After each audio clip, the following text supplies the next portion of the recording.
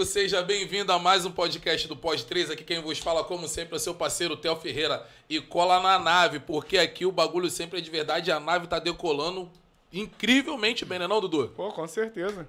Pô, eu tô gostando que você tá falando do Dudu, tá? É, né? Dudu tá melhor. Melhorou, né, pra você, né? É, com certeza.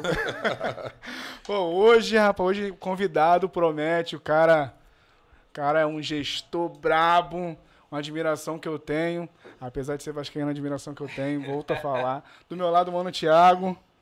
Isso aí, tamo junto. Vamos ver hoje, né? Hoje é um episódio pra nação, né? É. Vamos ver se a nação aí vai estar abraçando aí, acredito que sim. Um episódio aqui, a gente faz podcast pra todo mundo, né? A bancada aqui não tem um Flamengo, não tinha, né? Hoje tem. Mas queria já pedir pra vocês aí se inscrever no nosso canal, ativar o sininho, seguir a gente nas nossas redes sociais. É só jogar lá Pod 3, em vez da letra E, o numeral 3, que você vai achar a gente. Tem um conteúdo bacana diariamente. Então, segue a gente lá, dá essa moral. Ajuda a gente a chegar aí aos mil inscritos, né? A gente tá com essa meta aí, beleza? Então, vamos que o convidado de hoje é especial. Então, eu vou passar a palavra pro Theo aí. Convidado especialíssimo. Convidado especialíssimo. O cara que foi gestor do BNDES durante anos. Geriu o Flamengo durante 6 ou 8? 6. Durante 6 anos, fez essa política que você conhece, o Flamengo que hoje nada a partir dessa gestão que ele teve durante 6 anos. E hoje também ele está vindo como pré-candidato, né? Então, sem mais delongas, apresentar o cara que não precisa nem de muita apresentação. Eduardo Bandeira de Mello, seja bem-vindo ao podcast, cara. Valeu. Seja bem-vindo. Theo, meu xará. Amigo. Thiago. É isso aí. Prazer enorme em estar aqui no Pod 3. Vamos falar sobre o Flamengo, sobre os times de vocês também, se vocês quiserem. Se puder dar uma ajuda. E sobre tudo que vocês quiserem falar. Vamos nessa, vai ser muito bom. É isso. Papo. A câmera é sua, fala um pouquinho quem é o Bandeira de Mello. O gestor, acho que todo mundo sabe quem é e tem admiração. Um pouquinho do Bandeira de Mello, pessoalmente, o que o Bandeira de Mello faz com a família, como que o Bandeira de Mello é em casa. Olha, eu acho que tem muita graça. Eu sou uma pessoa comum, uma pessoa simples, rubro-negro desde criancinha, né, desde que nasci. Eu não tenho mérito nenhum em ser Flamengo, porque já nasci numa família de rubro-negros, né, todos os avós, pais, todos os irmãos, primos, tios, né, então já nasci em berço rubro-negro e fui criado ali na Tijuca, perto do Maracanã, então eu frequentava muito ali o Maraca. Inclusive ia a jogos dos times de vocês também, porque quando eu era pequeno tinha muita rodada dupla no Maracanã. Você ia mais cedo para ver o seu adversário jogar. E era engraçado que não tinha. Por exemplo, eu ia com um amigo vascaíno. Tinha Vasco e Madureira na preliminar, Flamengo e Portuguesa no segundo jogo. Nós íamos juntos, né? Eu torcia para Madureira, ele torcia para Portuguesa e saía todo mundo na boa, juntos, né? Não tinha violência, né? No Maracanã, era muito bom. Mas fora isso, né? Eu sou casado há 41 anos com a mesma mulher, né? Tenho 3 filhos, sendo que tenho um mais velho e 2 gêmeos, tudo homem. E já tenho 2 netinhos, né? Um netinho e uma netinha, todo mundo rubro-negro. Eu ia perguntar isso agora. Ninguém se desviou. Ninguém se Acho que desviou. todo mundo tava com essa pergunta na ponta da língua. Não, mas eu acho também que para se desviar nesse exato momento é meio difícil, né? E Flamengo, se desvia? Flamengo. E se alguém desvia? Não, acho difícil isso acontecer. Mas eu acho que as pessoas têm todo o direito de torcer para um time diferente do time dos pais, desde que seja para o Flamengo, né? Se os pais forem... Lá em casa, se é meu pai dá ruim, cara, lá em casa. Ah, é? Lá em casa daria. Se eu viesse, não quero nem imaginar se eu fosse flamenguista o que ia ser lá em casa, bicho. Meu pai é tricolor. Só não queria que eu fosse flamenguista. mas faz parte, né? Acho que a escolha faz parte. Mas assim, nessa época que você ia ao Maracanã e tudo mais, já imaginava, já tinha a cabeça lá na frente que um dia queria estar ali mais perto do Flamengo, na gestão, ou trabalhando, já tinha esse pensamento, ou isso foi acontecendo devido ao passar dos tempos? Olha, eu lembro que minha mãe falava que quando eu era pequenininho, eu tinha dito que queria ser presidente do Flamengo, mas eu esqueci e depois não, né, nunca tive essa pretensão, nunca tive essa ilusão. Eu era um torcedor de arquibancada, como eu voltei a ser depois que eu saí da presidência do Flamengo. E um torcedor de arquibancada, mas que era muito fiel, né? Sofria tanto com o Flamengo que quando o Flamengo perdia, as pessoas vinham reclamar comigo, que eu fosse culpado de alguma coisa. Né? E desde cedo eu achei que eu tinha a obrigação de ser sócio, né? Como eu sou torcedor apaixonado, então quando eu comecei a trabalhar, primeiro dinheirinho que entrou, fui lá e comprei um título de sócio proprietário do Flamengo. Sou sócio há mais de 40 anos e o sócio proprietário do Flamengo ele pode virar conselheiro se ele quiser, né? E aí eu passei a ser conselheiro do Flamengo, mas o Flamengo tem mais de 2.000 conselheiros. Então era mais um motivo para as pessoas reclamarem comigo. O Flamengo perdeu e você é conselheiro. Mas ninguém ouve meus conselhos. Não dava para fazer muita coisa, né? Não dá para fazer nada, né? Então... O conselho você tava lá para dar, né? Mas agora, se a pessoa ia aceitar... Pois é, mas 2.000 conselheiros também é conselho muito conselho, caramba, né? São mais de 2.000 conselheiros. Todo sócio proprietário do Flamengo ele pode optar em anos de eleição. Então, agora em 2021 e o próximo vai ser o 2024, o sócio pode optar por fazer parte do Conselho Deliberativo. Mas as eleições no Flamengo são diretas ou indiretas? São diretas, todos os sócios votam, mas eu diria que muito pouca gente vota para definir os destinos de um clube que tem mais de 40 milhões de torcedores. Então, todos os sócios podem votar para presidente, não tem aquela coisa da eleição indireta, né, que você vota para o conselho, o conselho vota para o presidente. Não, no Flamengo, desde os anos 90, que a eleição é direta. Mas eu acho que a gente tem que trabalhar para alargar essa base de eleitores, né, alargar a base dos rubro-negros que participam das decisões. Afinal de contas, né, é uma nação. E assim, na verdade, a gente estava acostumado um pouco de...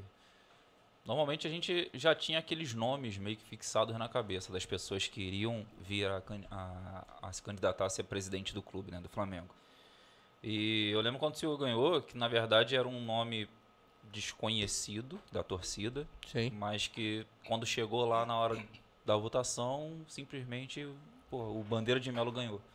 Como é que foi esse negócio de até chegar o seu nome e se você, quando concorria à presidência, você já tinha convicção das suas plenas chances de se eleger? Sim, eu não era o nome, né, a princípio determinado aí para concorrer à presidência. Tinha uma chapa, a chapa azul, e eu era um dos apoiadores da chapa. Eu ia votar na chapa, eu conhecia alguns dos integrantes. E acontece que os candidatos a presidente e a vice-presidente, eles tiveram seus nomes impugnados pelo Conselho de Administração do Flamengo, porque eles não tinham as condições estatutárias mínimas exigidas. Então, o que pegou foi que o candidato a presidente e a presidente não tinham 5 anos de vida associativa ininterrupta. Então, tinha ali umas filigranas que as pessoas discutiam, né? Uns achavam que tinha, outros achavam que não tinha. Mas o fato é que o risco existia. E aí eles foram procurar entre os apoiadores da chapa quem que tinha essas condições, quem é que tem 5 anos de vida associativa ininterrupta. E aí chegaram em mim. Um colega do banco falou, não, tem um amigo aqui que é apoiador da chapa, então, que tem mais de 30 anos de vida associativa ininterrupta. E aí vieram me perguntar se eu queria ser o plano B, no caso de falhar aí a indicação dos dois cabeças de chapa. E eu topei, eu estava já em fase final aí de pré-aposentadoria no BNDES. Falei, não, eu topo, mas não imaginei que fosse acontecer.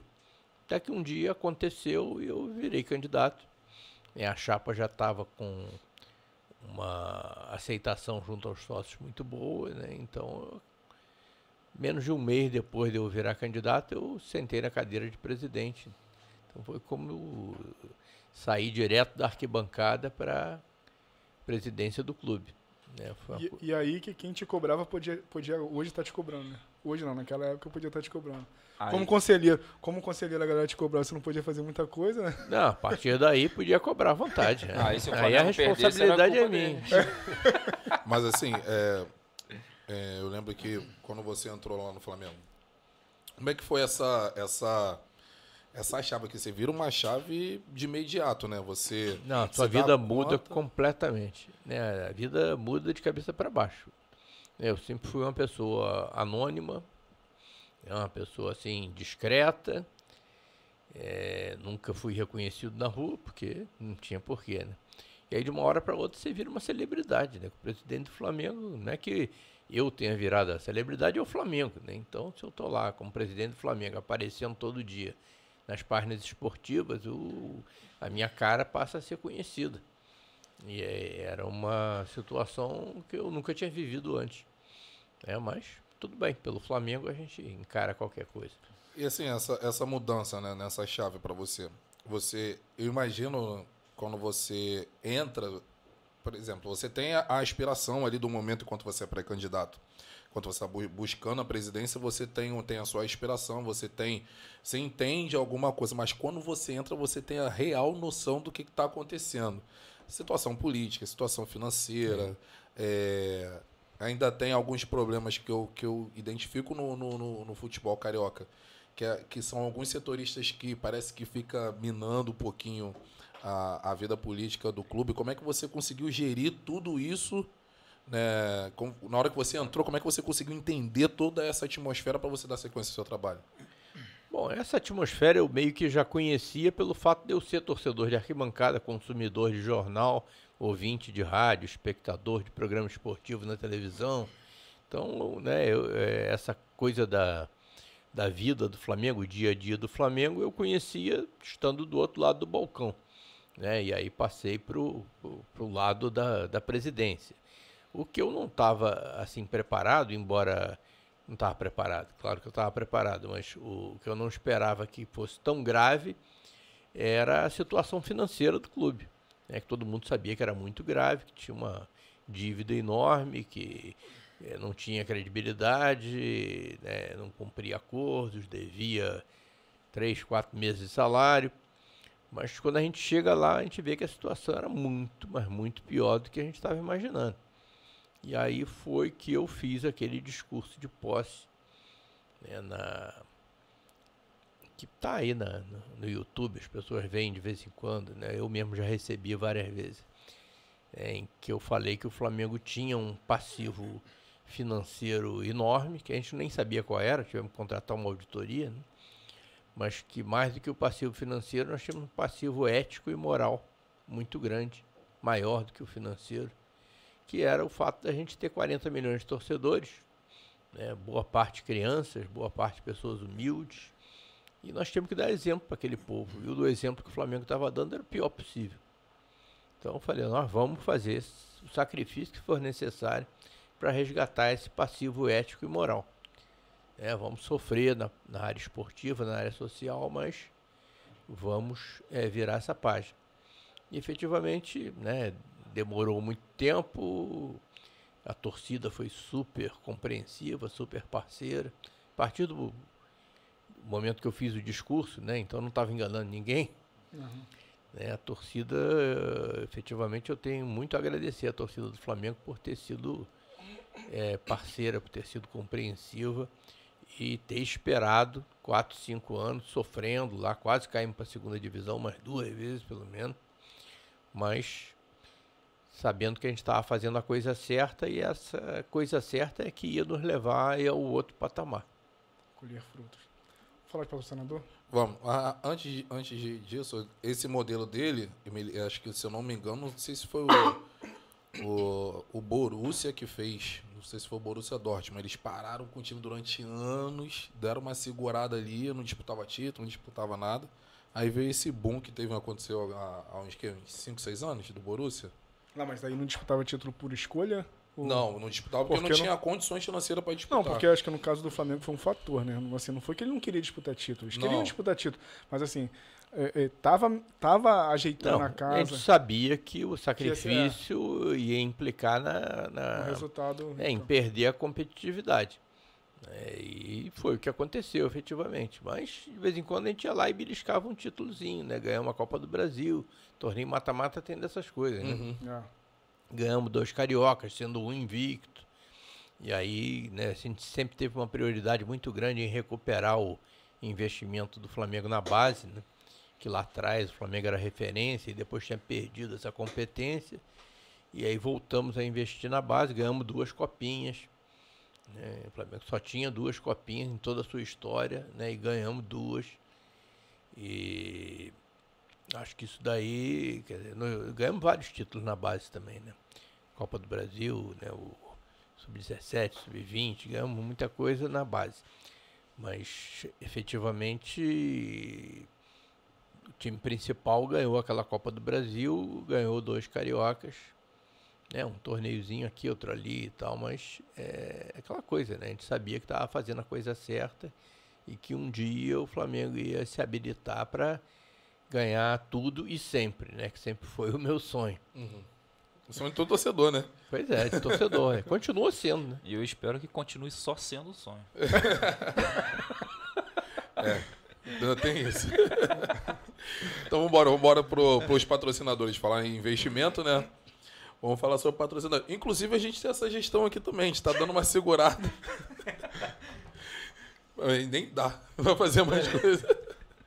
Vambora. Pra colher frutos lá na frente. Pra colher lá na frente. Estamos colhendo um grandíssimo fruto já. É isso aí. Vai falar? Quer que eu vou falar então? Fios Lales. A Fios Lales é uma parceira nossa que acreditou na gente desde o começo. Eles trabalham com tricô e crochê, entendeu? Tem ganhado o mercado feminino aí em São Gonçalo e adjacências, até porque eles, a partir de R$200, né? A partir de R$200 a entrega grátis. A entrega é grátis. São Gonçalo, Itaboraí, Maricá, Rio de Janeiro. E também entrega para todo o Brasil. Então você, mulher, ou você, homem, que quer presentear a sua esposa, sua namorada, entra lá no Instagram dela lá, confere lá o material, que está muito bacana, que é @fioslales. Manda um direct para eles lá, que o preço também é sensacional. Vocês vão conhecer um pouco dessa loja que está ganhando espaço aí na região. É isso. Garagem 34. É uma pastelaria e tapiocaria. Agora eles também estão com cachorro-quente gourmet. Então, eles têm um cardápio super variado. Mais de 30, são mais de 30 sabores de pastéis, né? Então, e o diferencial deles, o cardápio super criativo também. Cada pastel tem um nome, né? E o nome é exatamente pelo fato do nome da lanchonete ser Garagem 34. Os pastéis tem aquele nome de carros clássicos, antigos e até de luxo também, né? Então, pastel super recheado, entrega rápida. Eles também estão no iFood. Todo tipo de pagamento lá, Pix, dinheiro, cartão, tudo para facilitar a sua vida. Você consegue já pedir o cardápio no direct e também na própria bio deles vai ter o link lá onde você consegue entrar em contato pelo WhatsApp, fazer o seu pedido lá de maneira rápida. Então, esse não é aquele lanche que você tem que pedir antes de sentir fome porque porque a entrega é demorada. No caso deles é super rápido. Sentiu fome, pediu, rapidinho vai chegar na sua casa. Então entra lá no Instagram, @garage34_pastelaria. Dá uma conferida lá que vale a pena. E é como eu sempre digo, por mais uma vez eu sempre vou dizer, os melhores momentos sempre pedem um bom açaí, não é não, Dudu? Com certeza. E a Bless Bell tem sido reconhecida e muito bem recomendada pelos seus clientes e fornecedores. E quem consome, né, o açaí deles, o sorvete, sabe da cremosidade e a entrega também, que é super rápida, que é muito importante. Então, hoje em dia, que a gente tem vários concorrentes aí de açaí, de lanche, o cara, quando faz um trabalho sensacional com o cliente, com uma entrega, um atendimento sensacional que eles estão fazendo, eles atendem lá na região oceânica de Niterói, com 2 lojas em Itaipu e em Pedotiba. Então, vocês quer conferir um açaí de qualidade? Também trabalho com São do Bom. São do Bom, aquele São do Bom de Taquatiara. São do Bom de Itaquá. Então, pô, vocês quer conhecer? Entra lá na loja deles, lá no Instagram, @blessbel_ em Itaipu e @blessbel_ em Pendutiba. Chama os caras lá, confere, que o material é sensacional. Blessberry, voe alto, seja grato, seja bless. É isso. Vambora, agora papo de barbershop. Que eu não vou falar de novo não em inglês, porque o meu inglês é muito rebuscado. Eu não vou ficar dando mole com o meu inglês toda hora. Então, lá no prédio do relógio, no centro do Alcântara, tá? No prédio do relógio, já no térreo, você vai ver uma loja lindíssima à sua direita, perto ali onde fica o caixa eletrônico. Você já pode sacar o dinheirinho, já vai direto neles ali. Eles têm inúmeros cortes atuais e modernos. Muito bacana. Se eu sou você, eu iria lá. Você pode até pensar, pô, cara, barbearia agora, essas barbearias são caras e tal. Não é, cara. Corte a partir de quanto, Dudu? R$19,90. R$19,90 o corte de cabelo. Você faz corte do Jaca, Moicatrem, lança o Nevô, tem barboterapia. Americano. Enfim, é uma infinidade de cortes, tratamentos, e vai lá que vai ser muito bacana. E se você tiver, ser um cara meio chato, meio vaidoso com o cabelo, que nem a rapaziada aí, você vai lá também, tem uma coleção, tem uma coleção, não,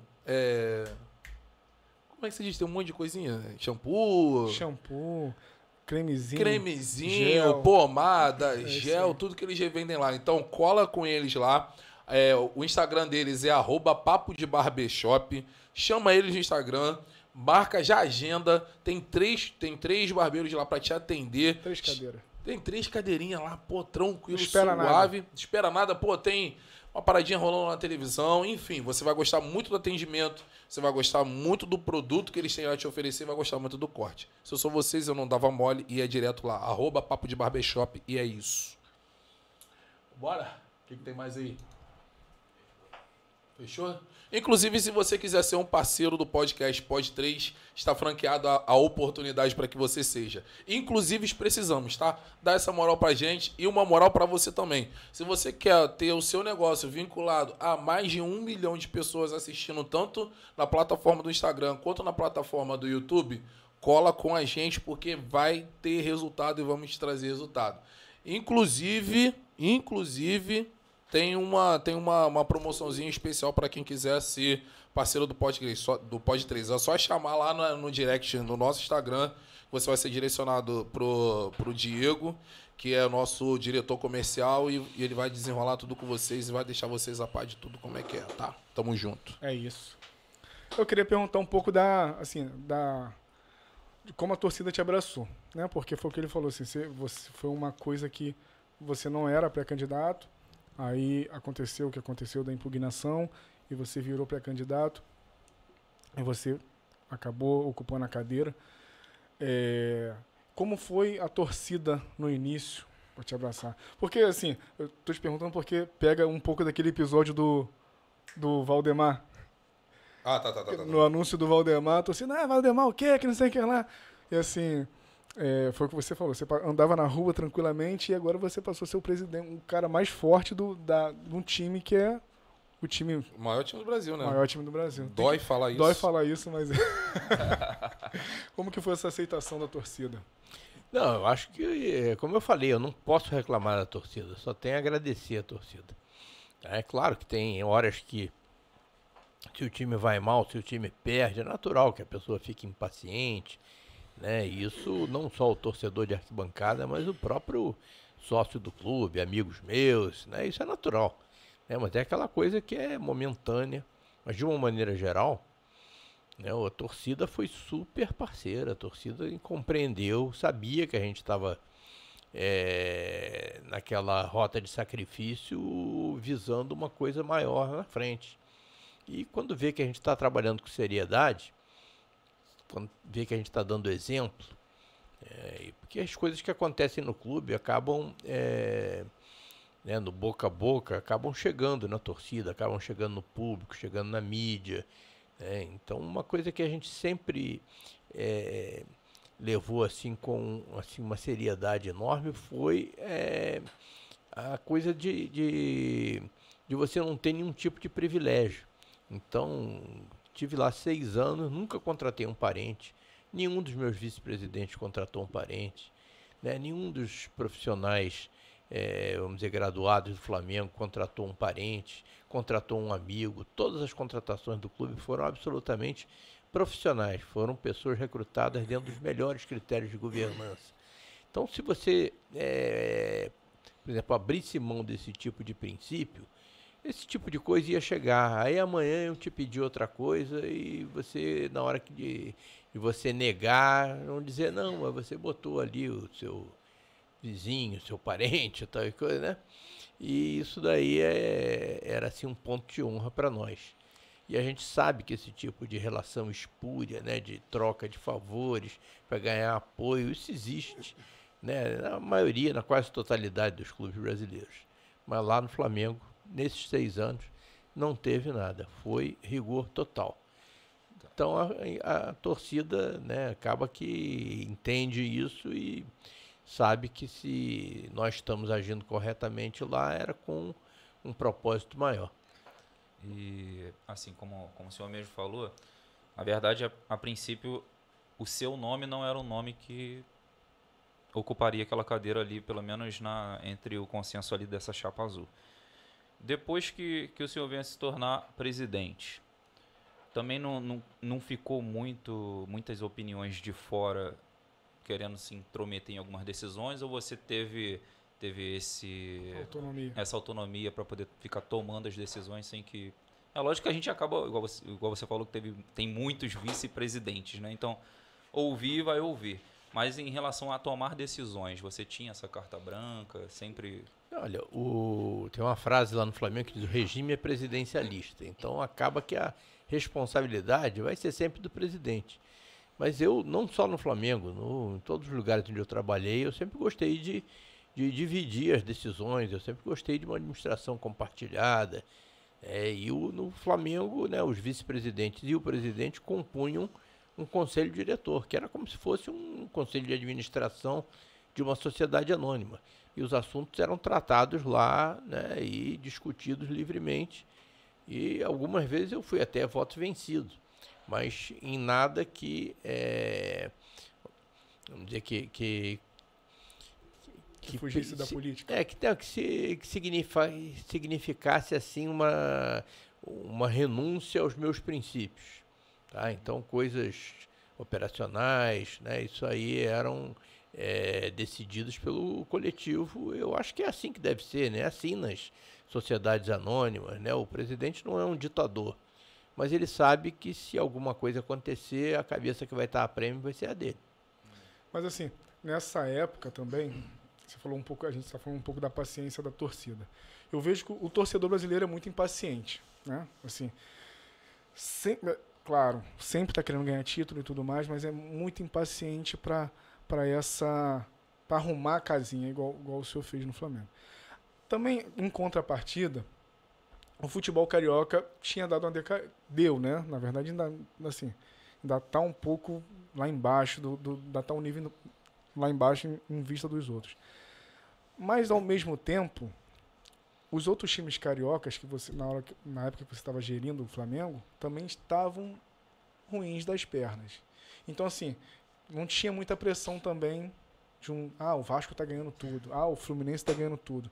Então, teve um pouco dessa tranquilidade por causa dos outros times? Olha, não é por causa dos outros times, né? No início, quando a gente estava lá, o equilíbrio realmente era maior, né? Quando eu cheguei, o Fluminense ainda tinha a Unimed bancando tudo, né? Então, logo no início do meu mandato, né, a Unimed fazia contratações aí pro Fluminense que o Flamengo não tinha condições.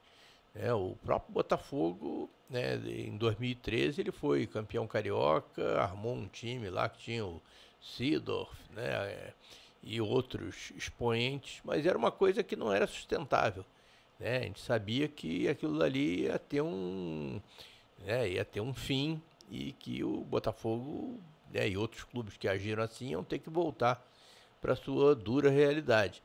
O Flamengo não, o Flamengo optou por viver dentro do seu orçamento, sem fazer nenhuma loucura, sabendo que com o crescimento da nossa receita, que era uma coisa inevitável, porque afinal de contas a gente tinha 40 milhões de torcedores, quer que são 40 milhões de consumidores para qualquer tipo de produto que viesse a apoiar o Flamengo, né? E não existe nada mais fiel do que um torcedor, né, de clube de futebol. E sabíamos também que a gente, com austeridade, cortando na carne, renegociando dívidas e trabalhando para renegociar através da Câmara Federal e do Senado a nossa principal dívida, que era a dívida tributária, né, que era aquela dívida proveniente de apropriações indébitas, né, que se acumularam durante os anos, e que quando a gente conseguiu aprovar o Profut, essa dívida foi diferida, ela foi alongada em 20 anos, ficou muito mais fácil de você pagar, desde que você tenha disciplina, claro, e pague o boleto lá todo mês. Já tinha acontecido no passado projetos parecidos, né, como a Time Mania, né, que consolidou a dívida tributária de todos os clubes, só que você tinha que pagar as parcelas. O Flamengo, por exemplo, não pagava, e aí essa bola de neve foi se acumulando, mas felizmente, né, com disciplina, com competência, com transparência, nós fomos conseguindo virar esse jogo, até que já no final do meu segundo mandato, nós já estávamos numa situação muito melhor. A nossa dívida foi reduzida a menos da metade e foi alongada, né, e o nosso faturamento multiplicou por 4. Então aí era uma outra realidade, realmente. Nesse caso, o Botafogo e nem os botafoguenses acreditaram que o Seedorf ia pro Botafogo. É mesmo. Eu não acreditava não, bicho. Pô, o Seedorf vai vir pro... Eu achava que era tipo o Cavani no... Cavani onde? No Corinthians? Cavani no em tantos Corinthians. lugares já, No próprio Botafogo mesmo, falaram já de Cavani. Como é que é o nome daquele outro que é o Vasco, que o pessoal falava? Balotelli? Balotelli no Vasco. Chegou a ser ventilado no Flamengo Não, também. não é só Balotelli não, tinha um outro cara lá, cara. Anelka no Atlético Mineiro. Não, mas Drogba no Corinthians. Mas o Seedorf foi surpresa mesmo, cara. Pô, a maior contratação do futebol brasileiro. Foi surpresa. Não, foi e era um senhor atleta, né? Pô. Não só dentro de campo, como fora de campo também, né? Ele não precisava, mas ele ia lá defendia os direitos dos jogadores, né? Participou daquele Bom Senso Futebol Clube. Uhum. Eu sempre fui fã do Seedorf. E aqui uma pergunta aqui, não é nenhuma provocação não, mas já que eu, aproveitando a oportunidade de um ex-presidente do Flamengo tá aqui, cara, entra presidente, sai presidente, mas nunca vinculado uma construção de um estádio para um clube, não, porque um clube do tamanho do Flamengo, com a torcida que tem, uma torcida que consome, nessas trocas de presidente, nunca nem sequer é cogitado essa possibilidade do Flamengo ter um estádio? Olha, na nossa administração a gente cogitou, embora eu ache que o estádio do Flamengo é o Maracanã. Ao longo de 72 anos do Maracanã, o Flamengo, né, foi responsável pelo 80% do movimento financeiro do Maracanã. A torcida do Flamengo sempre gritou: o Maracanã é nosso. É claro que a gente entende que o Fluminense, o Vasco e o Botafogo participaram igualmente da história do Maracanã, tem todo o direito de jogar lá, né, em condições justas. Agora, eu não vejo muito sentido que, se você tiver uma condição de segurança financeira e jurídica para ser o concessionário do Maracanã no longo prazo, o Flamengo não precisa construir um estádio.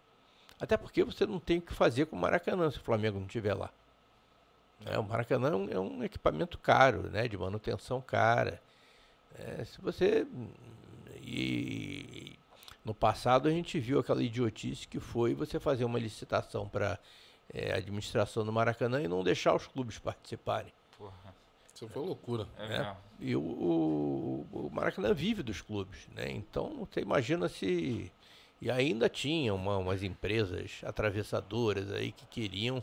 Não, nós vamos administrar o Maracanã e o Flamengo vai ser obrigado a jogar lá.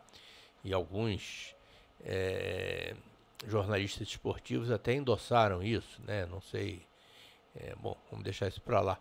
Mas, então, quando a gente viu que o Maracanã não estava caminhando para ser administrado pelo Flamengo, aí o Flamengo efetivamente, se ninguém me quer, então nós vamos partir para uma solução própria. Então, chegamos a ter uma opção de compra de um terreno na Avenida Brasil, já estávamos estudando outro na Barra da Tijuca, mas agora parece que finalmente o governo acordou e percebeu que não existe solução para o Maracanã a não ser você fazer uma concessão, né, em que você disputa, né, uma licitação, que você disputa em igualdade de condições, ganhando, você vai ter o estádio do Maracanã para administrar por 30, 35 anos.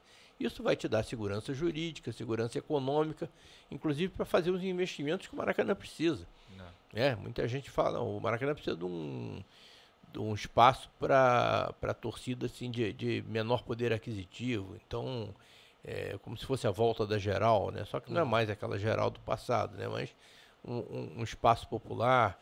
O Maracanã precisa investir em acesso para as torcidas visitantes, né? Quantas vezes acontece, né, do Flamengo e outros clubes cariocas jogarem no Maracanã contra um time da Bolívia e você tem que reservar um espaço de 10, 15 mil torcedores para uma meia dúzia que vem aqui.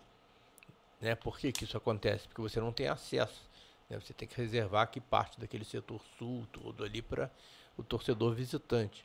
Agora, se você tiver um horizonte de 30, 35 anos, você pode perfeitamente fazer os investimentos que o Maracanã precisa, né? E seguir a vida ali. O Botafogo, por exemplo, é concessionário de um estádio que é municipal. Né? Você acha bacana essa divisão, tipo, entre Flamengo e Fluminense? Ou acharia o Flamengo gerindo o Maracanã sozinho? A questão é ver quais são as condições dessa parceria. Né? Eu acho que o Fluminense tem todo o direito de jogar no Maracanã. Se ele vai querer dividir as despesas com o Flamengo, talvez para o Flamengo seja melhor. Mas se não, pode ser que ele opte por um outro tipo de parceria, em que ele teria a capacidade de jogar no Maracanã sempre que ele quisesse, em condições justas. Né? Mas isso tudo é uma questão de negociação.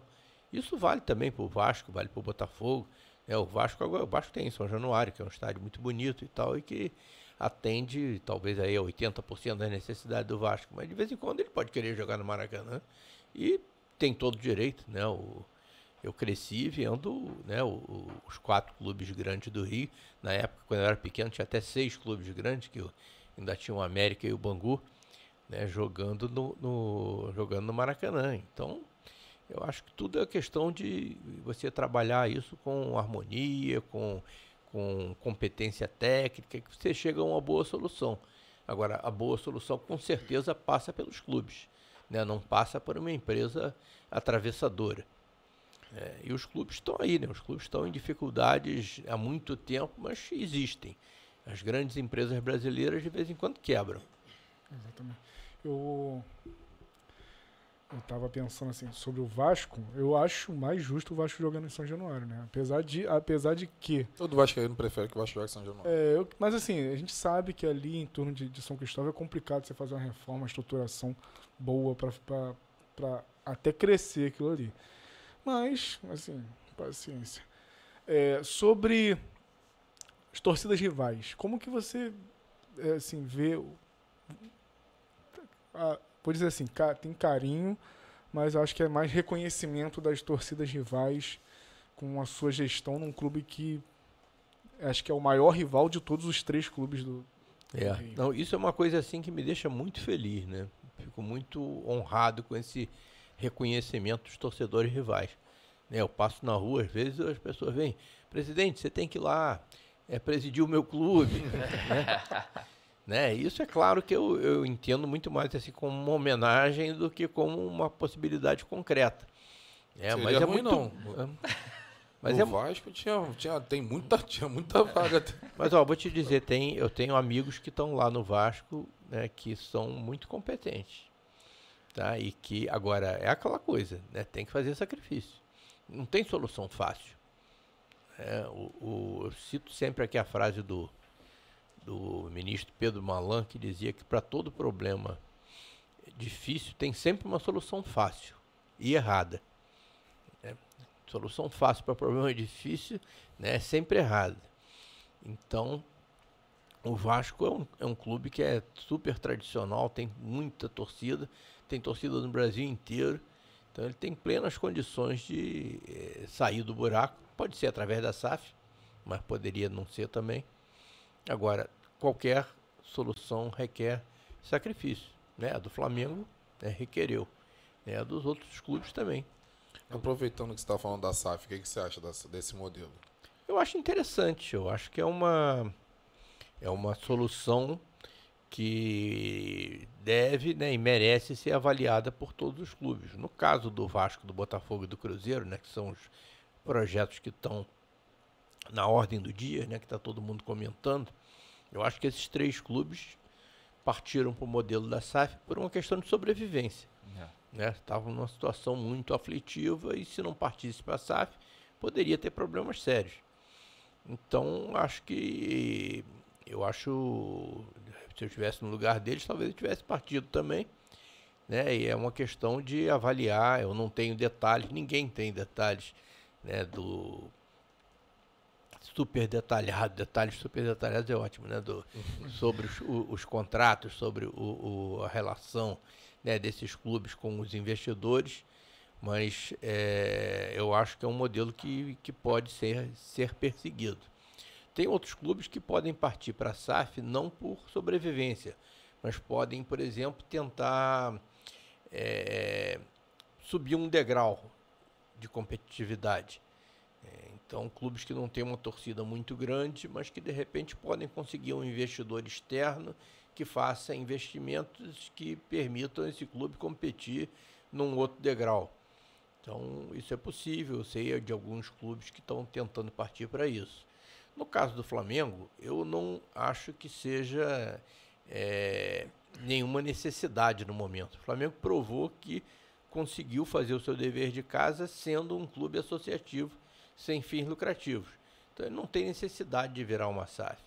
Agora, num futuro remoto, né, se ele sentir por uma questão até de competitividade, outras SAFs foram formadas e estão ameaçando, né, o Flamengo, eu acho que o Flamengo poderia também partir para isso, mas é uma coisa para o longo prazo. Eu acho que o rubro-negro não precisa se preocupar com isso neste momento. Mas assim, claro que você fez uma puta gestão no Flamengo, aí veio o Landim, né, se não me engano. Sim. Seguiu essa gestão, mas será que o flamenguista tem medo de repente vir uma gestão que bote isso tudo por água abaixo? E todo esse trabalho que você fez seja jogado no lixo? Olha, tem que ter medo, é bom que tenha, né? Porque se a gente tiver medo, a gente vai estar trabalhando para que o passado não volte. É claro que nós, né, durante a nossa administração, nós conseguimos aprovar no Conselho Deliberativo do Flamengo uma coisa que a gente chamou de Lei de Responsabilidade Fiscal Rubro-Negra, que foi uma mudança no Estatuto que passou a considerar como infração grave, sujeita a impeachment, sujeita a processo na pessoa física, inclusive com o envolvimento dos bens pessoais, aqueles dirigentes que praticassem aquilo que a gente chama de delinquências gerenciais, né? Então, que voltasse a praticar apropriação indébita, que deixasse dívida para o sucessor, uma série de questões que foram colocadas no Estatuto do Flamengo e que estão lá. Então, isso é uma certa garantia. Mas é claro que pode, assim como você fez a mudança estatutária para o bem, amanhã pode alguém aprovar uma mudança estatutária para o mal. Então, eu acho que o rubro-negro tem que ficar sempre atento, não só a essas questões que estão lá consagradas nessa reforma estatutária, mas acho que o rubro-negro deve sempre estar preocupado com a manutenção dos princípios e valores ligados ao profissionalismo e à boa governança, que foram princípios que foram sempre presentes na nossa administração, e até para aquilo que eu falei, da coisa de dar o exemplo, né? É muito desagradável você tomar conhecimento de que o clube está provendo cargos, funções, através de acordos políticos. Não, eu vou precisar aqui ganhar uma eleição para o conselho e tal, então eu vou entregar tais e tais cargos aqui para um segmento aqui de rubro-negros ou para um líder, alguma coisa assim, isso a gente não deve fazer, isso é muito feio. Tá? Então, acho que não só o Flamengo, como qualquer outro clube, deve estar preocupado com isso. E assim, você antes tinha falado também sobre esse carinho de outros torcedores, né? Eu acho que também esse carinho se dá muito porque, pelo menos eu não me recordo de ter visto o senhor envolvidos em polêmicas. Porque às vezes, tipo, o Botafogo teve um Montenegro que gostava de uma polêmicazinha, o Vasco tinha o Eurico Miranda. Já o senhor, eu não me recordo de ter ouvido algum tipo de comentário polêmico em relação a outras torcidas. Esse também seria o jeito bandeira de ser? Olha, eu acho que é o jeito como a gente deve proceder, né? Então, o torcedor de outro clube não é meu inimigo, é meu adversário no campo, né? Mas esse tipo de comportamento que você provoca torcedores adversários, inclusive é uma coisa que é perigosa, porque você estimula violência. Às vezes uma coisa que um dirigente fala, né, o torcedor lá embaixo, né, ele leva aquilo mais a sério do que deveria e de repente isso vira uma briga, isso vira uma rixa entre torcidas e pode acontecer o pior, inclusive. E coisas que só prejudicam, né, os clubes. Então eu acho que os dirigentes devem ter cuidado, né, para não entrar em nenhum tipo de polêmica desnecessária, né, e de ofensas, né, a torcedores, a clubes adversários. Né. É claro que brincar, todo mundo brinca, e eu acho que deve brincar, a brincadeira é saudável. Né, e isso também eu brinquei, vou continuar brincando e acho até bom que brinquem comigo. Ontem, por exemplo, o Flamengo perdeu, os times de vocês todos ganharam. Né? Então, se vocês quiserem me sacanear aqui, né, na boa. Mas tudo dentro dos limites da boa educação e tal, da civilidade. Né? A gente pensou até em trazer um galinho para botar ali, mas a gente não achou. Uma galinha? Um galo. Se for o galinho de Quintino, pode botar à vontade. Que eu sei que não tem boas recordações para vocês aí. Não tem, não. Tem, não. Deixa eu mudar um pouquinho a chave rapidinho, se vocês quiserem, vocês voltam. Não, depois. eu também ia mudar. Vamos lá. Gestor, trabalhou durante muitos anos do BNDES, agora está vindo como deputado estadual? Federal. Pré-candidato. Então você entende muito bem das necessidades de estados e municípios e tudo mais na questão financeira. Como é que você entende hoje primeiro, apresenta o seu projeto, segundo, como é que você entende a necessidade dos estados, dessa divisão da grana para os estados e municípios que faz com que de verdade aconteça um desenvolvimento? Olha, eu entrei nesse projeto aí da pré-candidatura porque eu entendo assim que a política é o instrumento através do qual a gente consegue fazer as mudanças. Né? E a política, eu sei que a política ela é demonizada, né? Muitas vezes as pessoas chegam para mim e dizem, mas por que você vai se meter nisso? Né? Esse ambiente só tem picareta, né? A gente sabe que tem um monte de gente roubando, e por que você vai se meter? Logo você vai se meter nisso, né? Mas alguém tem que se meter, né? E é aquilo também. No futebol tem muita coisa errada também, né? O meio do futebol não é muito diferente do meio da política. E, no entanto, né, acho que a gente conseguiu fazer alguma coisa séria, alguma coisa diferente, né? Não só nós lá no Flamengo, mas eu conheço vários dirigentes esportivos que não seguem aquele caminho do cartola, picareta. Então, acho que na política a gente tem um espaço, sim, para fazer. Né? Eu não consigo ficar parado também, né? Já não sou presidente do Flamengo e eu acho que eu posso contribuir em outro campo. Né? Essa pergunta aqui que o Theo me fez, a questão financeira dos estados e municípios, realmente é uma coisa que a gente tem que estar atento. Né? Existe um projeto todo mundo fala, né, há muito tempo, né, em reforma tributária. Né? Reforma tributária seria uma outra maneira de você arrecadar impostos e distribuir. Há muito tempo que está parado lá. Mas tem um trabalho muito bom do Centro de Cidadania Fiscal, que tem um projeto que que institui um imposto sobre valor agregado, que vai substituir o ICMS, o ISS, até de certa maneira, seria possível, em algumas circunstâncias, os impostos federais. Mas o fato é que você precisa, sim, encontrar uma maneira eficiente, né, de arrecadar impostos e uma maneira justa de distribuir esses impostos. Tem muito município, por exemplo, que se acomoda em receber transferências do governo federal e do governo estadual e não faz nenhum esforço para ter receita própria.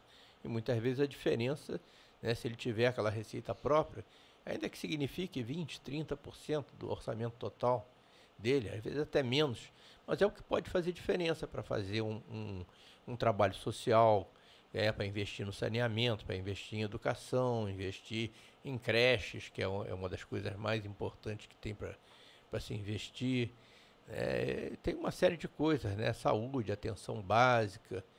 Então, mas o Theo tocou no assunto assim pelo outro lado, pelo lado da receita, que é super importante. O que você arrecada é o que você vai gastar. Isso vale para o futebol também, né? Não, então, eu costumo falar que a política do futebol com a política brasileira é bastante parecida. Vista a nossa do Vasco, né? A do Vasco é um caos total. O cara aí gosta de desafio, né? Porque aceitou ser presidente do Flamengo, agora vem candidato. Não, então, aí a pergunta não, entrar nesse assunto, por quê? No caso do Flamengo também tinha aquela velha política. Você veio com uma nova política. Aí você falou sobre competências também, que lá no Vasco também tem gente competente. E, então, na política também a gente vê que tem muitas pessoas que são competentes. Mas só que a gente está, não vou dizer, mas um pouco afundado na velha política. Eu estava até comentando com o rapaz, né, que você, na última eleição, você veio como candidato à prefeitura. Sim. E, assim, quando você veio, eu falei assim, cara, bacana. Assim, eu não voto no Rio, mas se eu votasse no Rio, eu votaria no Bandeira. Por quê? Todo o trabalho que ele fez no Flamengo credencia ele para ser prefeito do Rio. Mas, ao mesmo tempo, você vê que a galera preferiu outros nomes da velha política do que ter uma pessoa que mostrou trabalho como gestor. Então, assim, como é que você vê? Você passou por isso, como é que você vê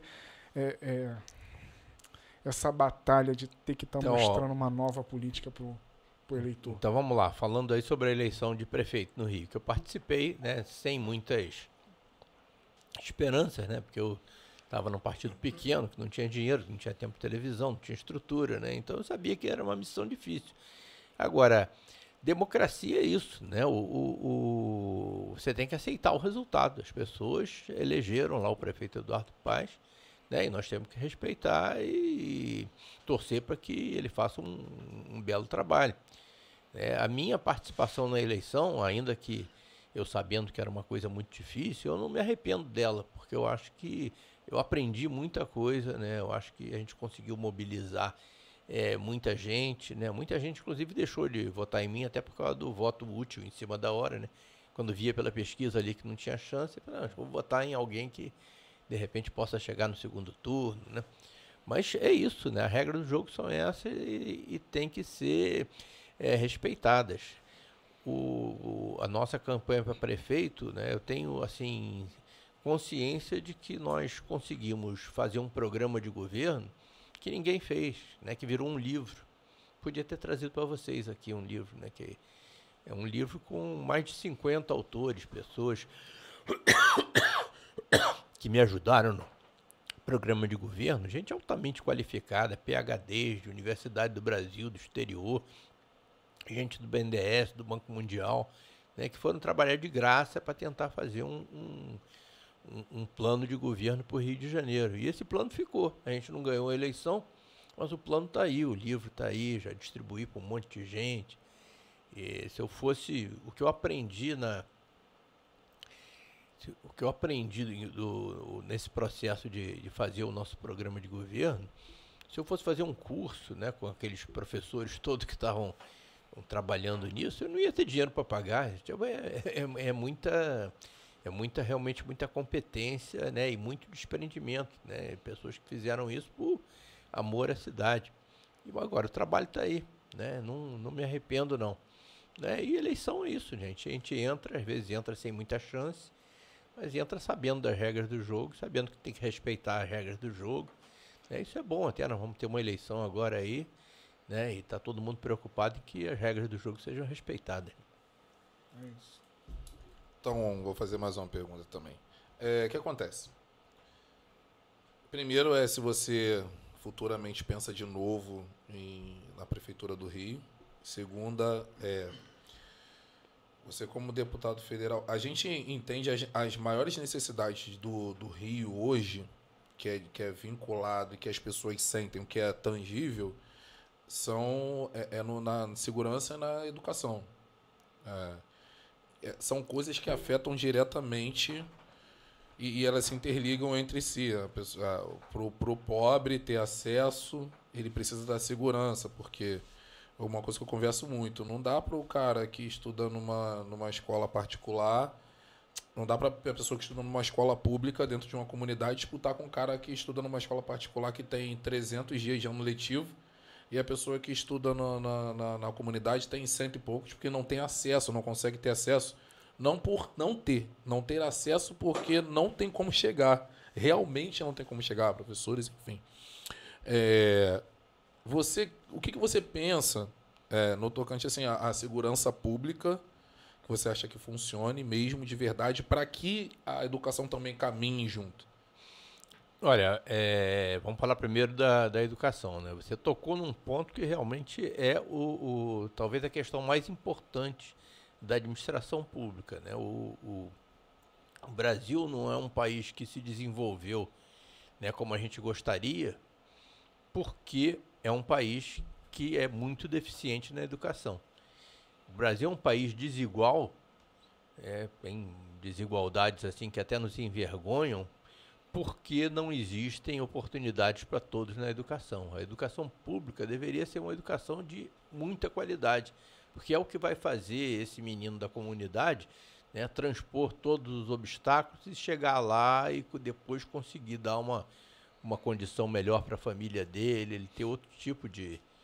E aí a questão da segurança pública acho que passa também, né, pela educação. É claro que é uma questão que às vezes tem questões assim de curto prazo que tem que ser endereçadas, mas eu diria para você que não tem nada mais importante do que a educação. Você pode pensar que não, o Brasil tem um déficit de saneamento enorme, isso é uma vergonha, o meio ambiente do Brasil está sendo maltratado. Tudo isso é super importante, mas nada se compara, né, ao que a gente pode fazer para a educação desde que a criança nasce. Tá? Porque, inclusive, né, o investimento em creche é tido como o investimento que tem o maior retorno, não só social, como econômico. O menino, quando está na creche, é o período em que ele está tendo o cérebro dele desenvolvido, né? Se ele for bem tratado entre o nascimento e os 3 anos de idade, ele vai ter muito mais facilidade na hora do ensino fundamental, na hora da alfabetização, na vida inteira. E sem contar que creche, né, é uma coisa super importante para a mãe, para a família, poder trabalhar sabendo que vai deixar o seu filho, né, sob uma atenção assim, profissional de qualidade, profissionais treinados para isso. Então, tudo é educação. Começando quando a criança nasce, não tem nada mais importante que isso. Parabéns até pela sua pergunta. Tamo junto. Porque a gente gosta de política pra caraca, a gente conversa muito sobre política. Sobre a prefeitura. Assim, não. Ele perguntou se eu pretendo disputar a prefeitura de novo, tá? Quer dizer, não tenho essa intenção. No momento, se eu sou pré-candidato a deputado federal, o que eu quero é chegar lá em Brasília e fazer um excelente mandato de deputado federal. Para isso que eu tô, para isso que ninguém está pedindo voto ainda, né? A gente só vai poder pedir voto depois das convenções. Mas a partir do momento que a gente chegar lá, a ideia é fazer o melhor possível, como foi no Flamengo. Mais na frente, né? É claro que vai ter uma eleição para prefeito em 2024. A gente pode apoiar alguém, né? Que o nosso plano de governo vai estar lá à disposição para quem quiser. Mas é super importante eleger um bom prefeito, né? Não só no Rio, aqui em São Gonçalo também. Não esquece daqui não. Não, de jeito nenhum. Mas se sou um pré-candidato a deputado federal, eu pretendo, a partir de 2023, ser o melhor deputado federal, né, possível. Né? Vou fazer, assim como no Flamengo, vou fazer o melhor que eu posso. E Condições para isso tem. você tinha falado que... Histórico, né? Você tinha falado que quando era mais novo, a sua mãe até tinha falado que nessas frases você já tinha que eu falado queria que queria ser presidente do Flamengo. Eu não lembro não, mas... E na política, antes de ser presidente do Flamengo, alguma vez você já cogitou essa possibilidade ou foi depois que saiu e... Nunca. Isso, né, nem minha mãe, nem nenhum outro parente meu me relatou que eu queria ser. Mas isso veio depois da sua Não, isso cabeça? veio depois do Flamengo, porque a partir do momento que você vira uma pessoa conhecida, né, enquanto você é uma pessoa anônima, né, eu era um funcionário de carreira do BNDES, né. É claro que no BNDES você ganha uma experiência muito grande, né? E não só em relação ao trato com as empresas brasileiras, mas ao setor público também. Eu fui responsável pelo programa de financiamento dos municípios. Então a política, essa parte toda assim, de administração pública sempre esteve ligada a mim. Mas eu nunca me imaginei do outro lado do balcão. Eu era o financiador dos prefeitos. Eu nunca me imaginei na posição de um político. Era um eleitor, sempre gostei muito do assunto, sempre achei que política era um assunto que deveria ser levado a sério, né, que não deveria ficar restrito aos picaretas, às pessoas que estão lá para se beneficiar pessoalmente, mas nunca pensei em eu estar lá. Mas a partir do momento que você vira uma pessoa conhecida, e é através do Flamengo, aí que as pessoas começam a te empurrar para isso. Né? Não, você agora é um cara conhecido, todo mundo sabe o que você fez no Flamengo. Né, e eu sempre digo, não fiz nada sozinho, né, não acredito nessa coisa de salvador da pátria. Tive o privilégio de liderar uma equipe fantástica, mas inegavelmente você fica conhecido. E aí, você ficando conhecido, você começa a pensar, não, aquilo tudo que eu sempre pensei, que as pessoas de bem deveriam se propor aí às funções públicas, né, agora está na minha vez, por que eu não faço? Então, vamos lá. Assim, duas perguntas. Uma, acho que um pouquinho polêmica, não diria polêmica não, mas no atual cenário brasileiro de política, está muito no extremo, né? Direita, esquerda, muito polarizado, direita, esquerda. Como você vê esse atual cenário e aonde você se encaixa?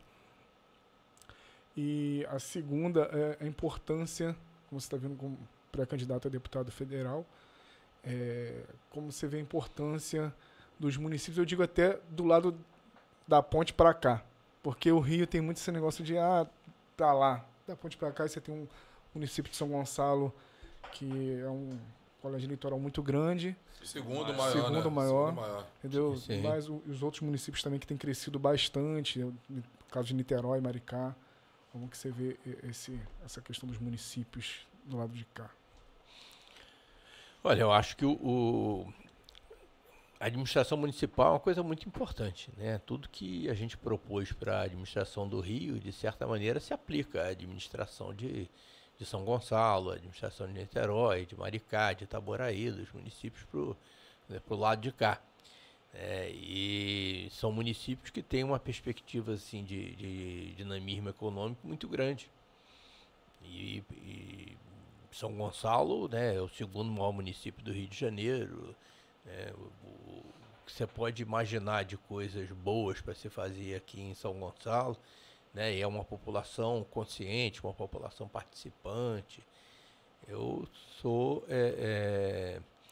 agora então que eu tenho rodado muito por aqui, né, eu tenho assim uma curiosidade muito grande, uma vontade muito grande de ajudar quem vier a querer ser o prefeito de São Gonçalo, ou eu como deputado federal mesmo, se eu conseguir chegar lá, né, e outros colegas meus, né, quem olhar aqui para o Rio de Janeiro tem que olhar para São Gonçalo como um vetor de de crescimento econômico e de solução todas essas nossas questões de desigualdades. Eu acho que São Gonçalo pode ser um caso exemplo super importante. Vamos ficar de olho. Cara, eu costumo dizer que São Gonçalo ele tem um poder muito forte, muito forte. Não só pelo seu tamanho, mas pela sua, por exemplo, é muito localização é muito boa de São Gonçalo. Sim. Então deveria ser muito melhor trabalhado muitas coisas. A gente tem assim, do lado da BR, eu fico impressionado porque não tem inúmeras indústrias. Era para ter muita indústria na beira da BR, cara. Mas não tem por causa do ponte tráfego, também, né? tráfego. Então, tráfego também do trânsito e tudo mais. É complicada. Não, ali é mais por As causa do vias. tráfego, porque Não, se der um jeito nisso daí, as empresas vêm. Cara, mas tem partes ali que não tem nem proximidade, cara. E não tem. Tem, pô. Que isso? Tem, mas chegando pra Porto Novo, aquele lugar ali, aquelas paradas ali. Tem, pô. Não tem mais pra baixo, mas pra cima tem. E ali ainda tem algumas empresazinhas, mas... Mas deveria de ser mais explorado. Eu acho que deveria ter mais centros comerciais igual ao Alcântara. O transporte, assim... A logística não funciona muito. Não funciona. Ele pode ter vida própria, né? São Gonçalo pode ter vida própria, mas também não pode esquecer que ele está integrado à região metropolitana do Rio de Janeiro. Sim. Né? Aí, em cima disso, você tem que pensar nas questões de transporte público. Né? Por que o metrô não pode chegar aqui em São Gonçalo? Exatamente. Né? A linha 3 do metrô, né? Que já tá, eu lembro que eu era criança, meu avô era fiscal de rendas do velho estado do Rio. Então ele morava no Grajaú e trabalhava em Niterói. Né? Ele me falava dessa coisa do projeto do túnel, né? Que ia ligar o Rio de Janeiro a Niterói. Isso daí, estou falando de mais de 50 anos atrás. 50 anos que não sai do papel um projeto. Pois é.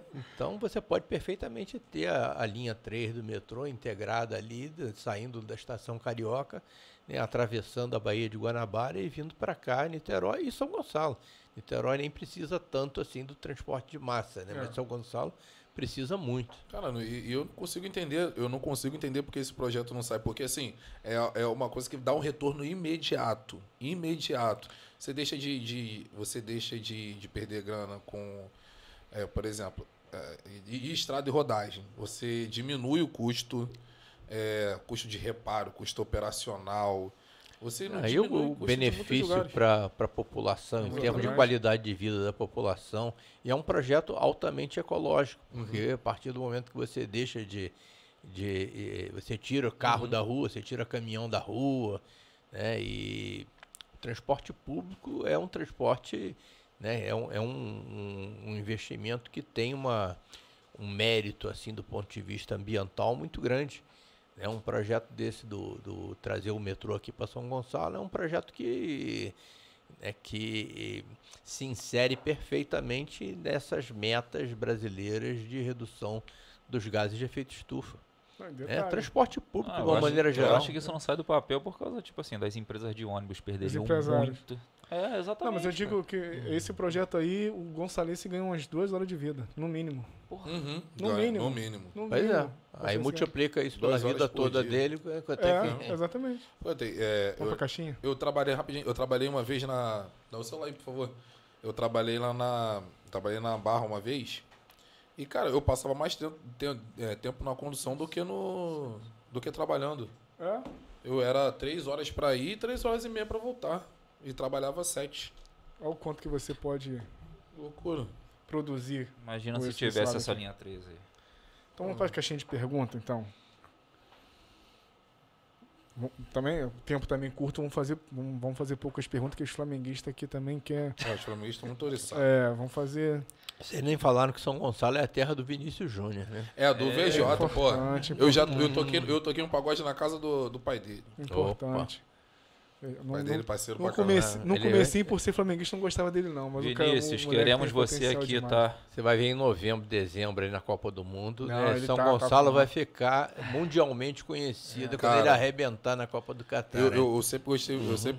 Ele, Dudu, não gostava, não. Eu gostava sempre. Esse moleque é o Negueba. Mas era implicânciazinha de vascaíno mesmo. Eu acho que o moleque joga pra caralho. Fracasso. Era implicânciazinha de vascaíno mesmo, aquela rivalidade de Paulinho com ele, mas era... Implicânciazinho. O cara tá voando, inclusive, pô, Já mostrou, já tem o potencial dele aí, é Champions e tudo mais. Não precisa mostrar mais nada pra ninguém. É igual, eu gosto muito do Paquetá também. Isso aí. Também. Gosto pra Paquetá. E Paquetá fica encostado aqui em São Gonçalo, né? Porque você chega a Paquetá através.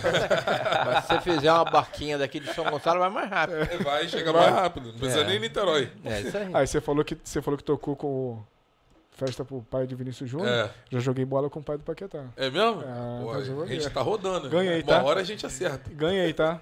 Pra deixar registrado que eu ganhei. Mas ali o bom é o filho, né? Eu nunca vi o pai jogando. Mas aí eu tenho que fazer minha cancha, né? Mas já viu que não funcionou.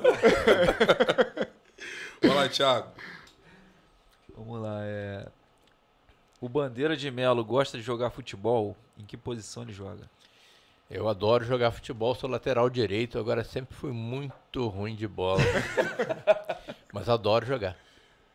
Tem outro aqui. O que acha da criação da primeira liga? Esse é o futuro?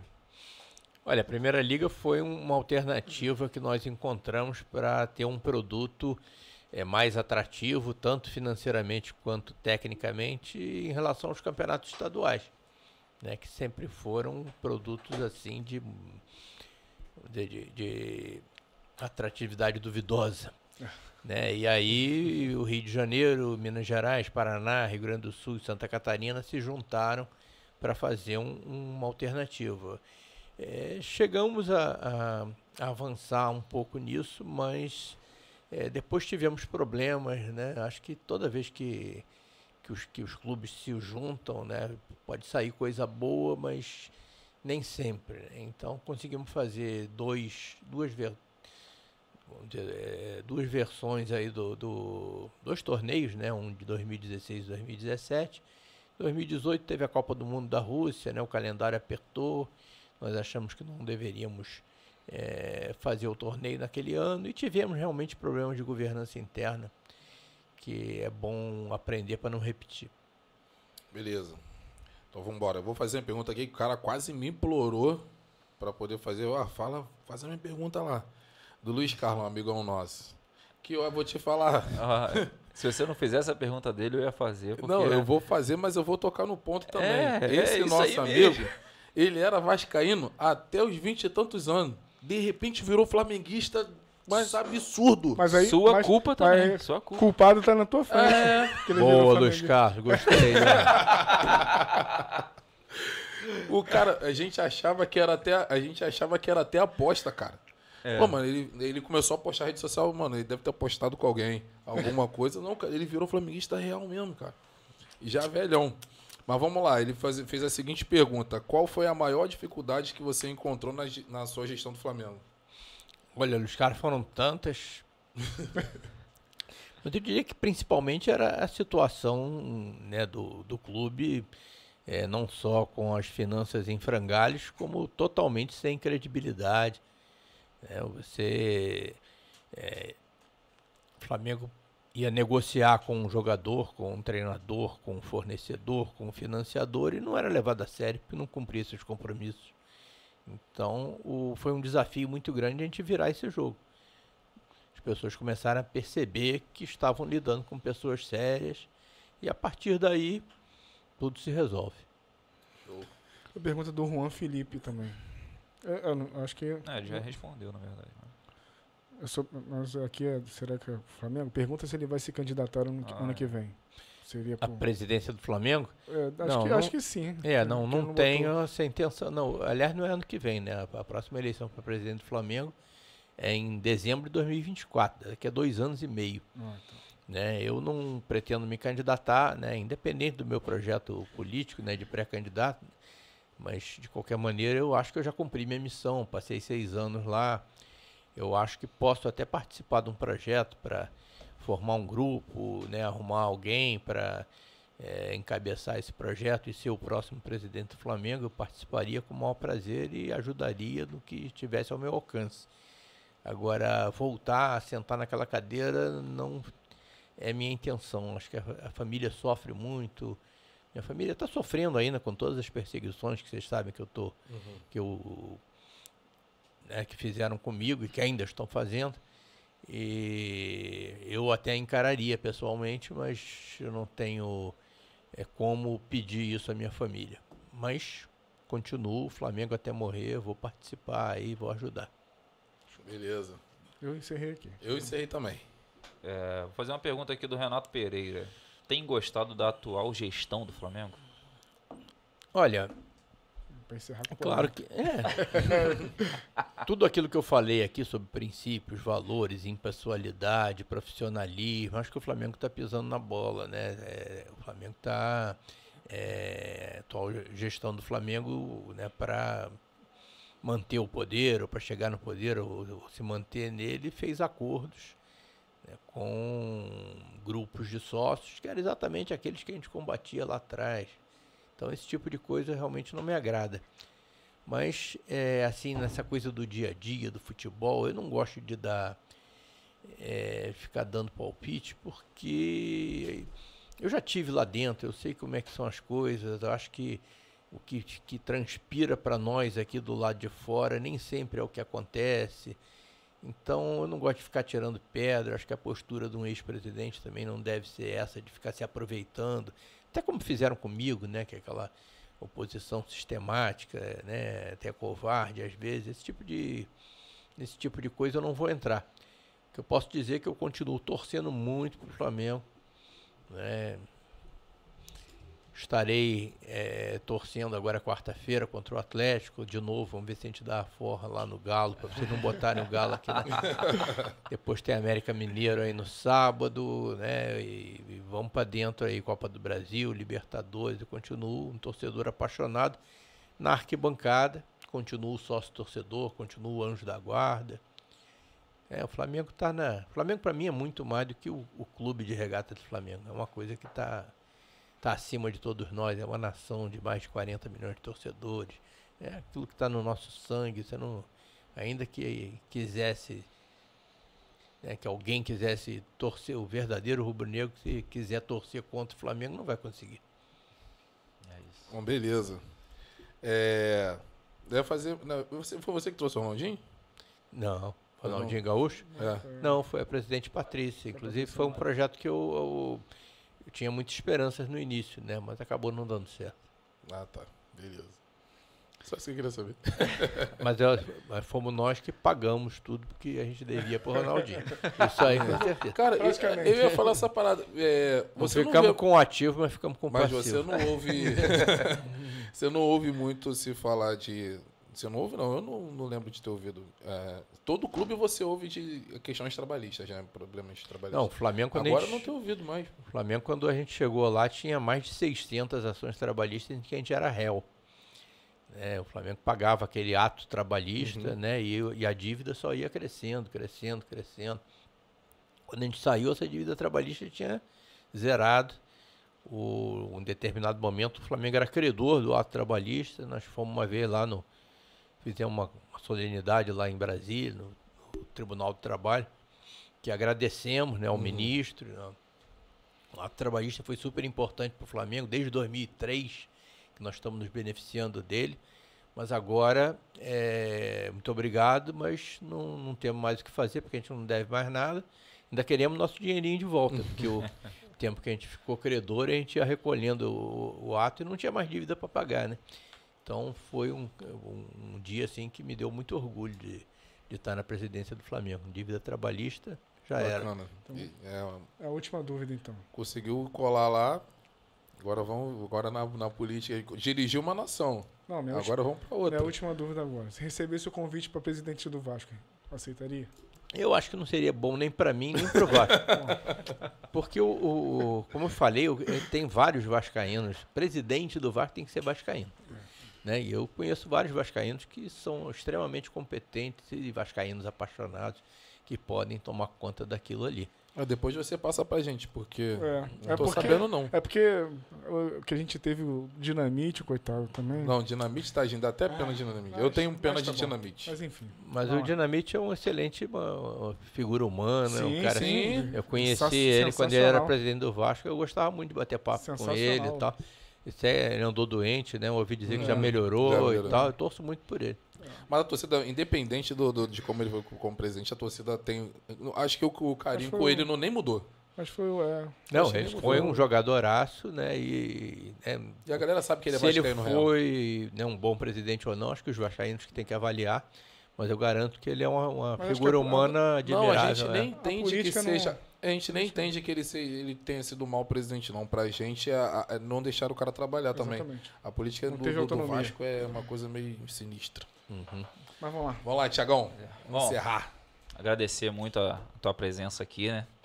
A gente, igual como foi falado antes, você chegou no Flamengo como um desconhecido, mas exerceu um excelente trabalho.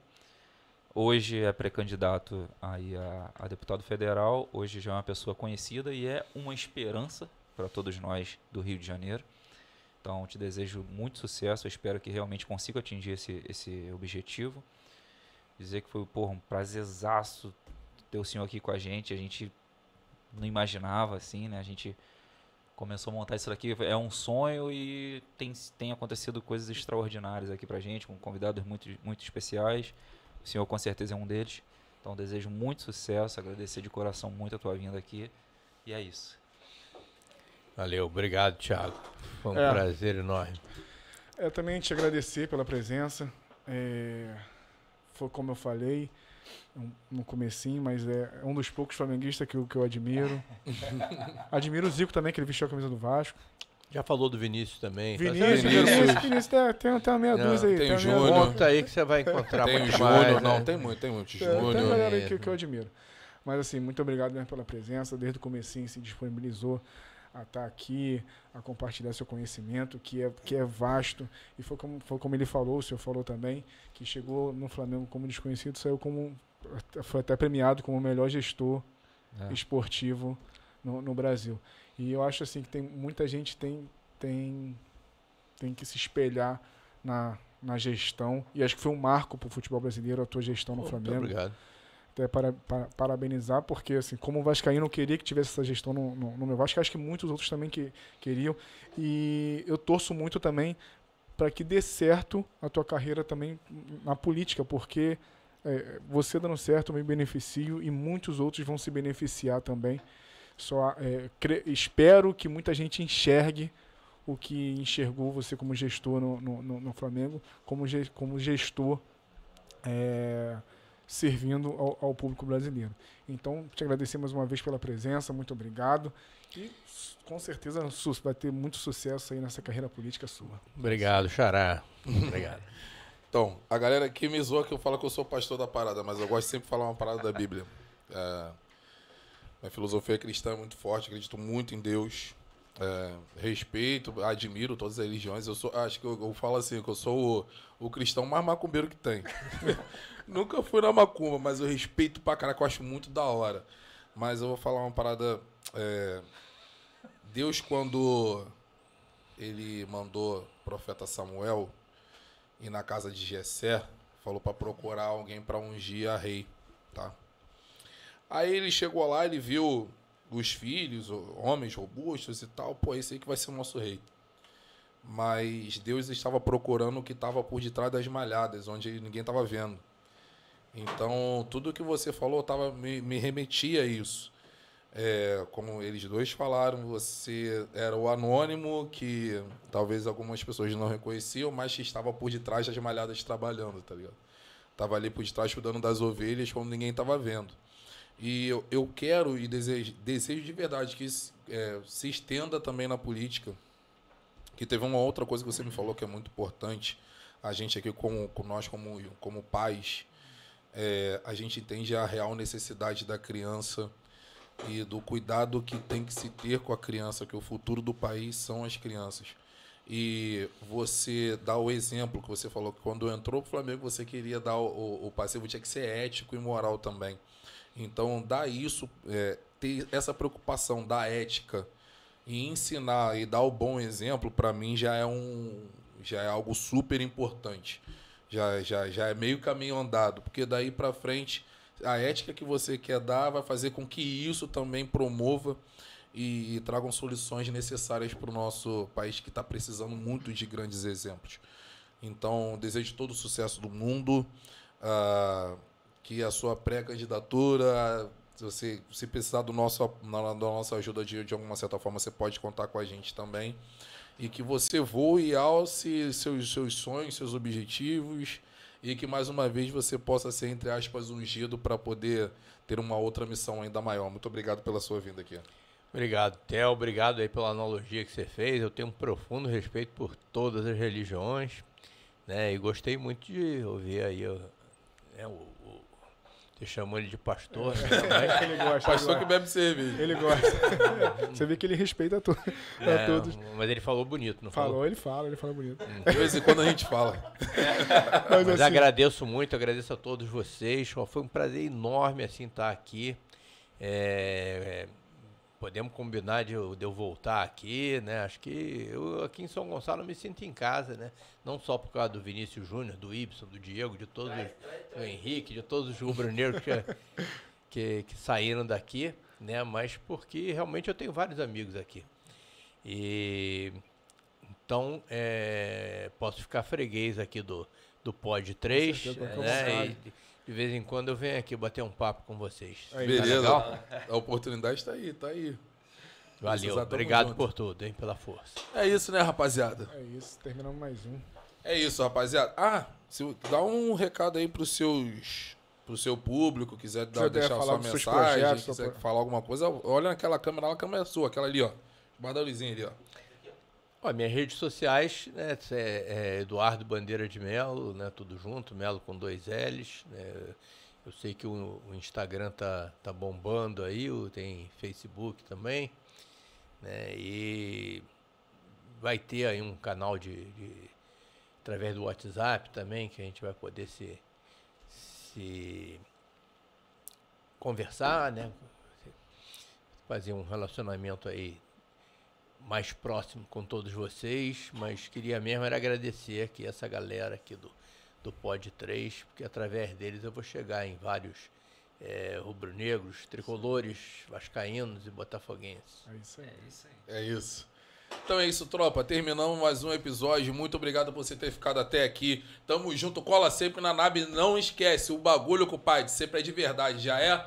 Valeu, vambora, tamo Valeu. junto. É isso.